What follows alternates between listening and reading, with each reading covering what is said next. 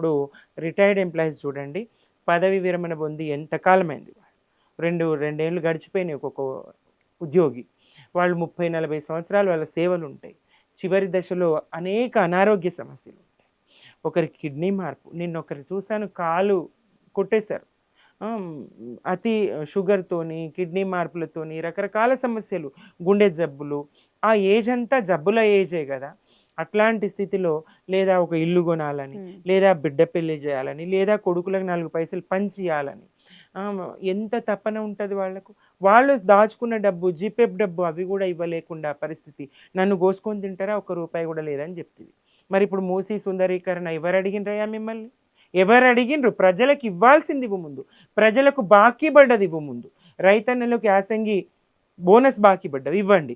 విద్యార్థులకు fee reimbursement, school student నుంచి మొదలుపెడితే కాలేజ్ స్టూడెంట్ వరకు ఫీజు రియంబర్స్‌మెంట్ బాకీ పడ్డావు. ఇవ్వు. బీసీలు, బడుగులు, ఎస్సీలు, ఎస్టీలు ఆ విద్యార్థుల ఫీజు రియంబర్స్‌మెంట్ ఇవ్వు. ఇవాళ కాలేజీలు మూతబడే పరిస్థితి, ఇవాళ స్కూళ్ళు మూతబడే పరిస్థితి. ఎందుకు తీసుకొస్తున్నావు? పేదలకు చదువునెందుకు దూరం చేయాలనుకుంటున్నావు? ముఖ్యమంత్రి గారు బీసీలు, ఎస్సీలు, ఎస్టీలు చదువుకోవద్దా? వాళ్లకు చదువుకు దూరం చేసే కుట్ర ఎందుకు చేస్తున్నావు?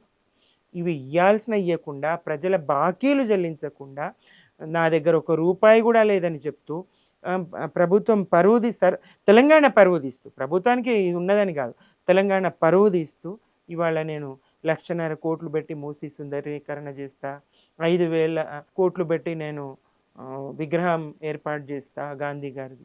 ఎవరు అడిగిండ్రు ఇది? ఎవరికి అవసరం అది? ప్రజల ఇండ్లు కూల్చి చేసేది సుందరీకరణ.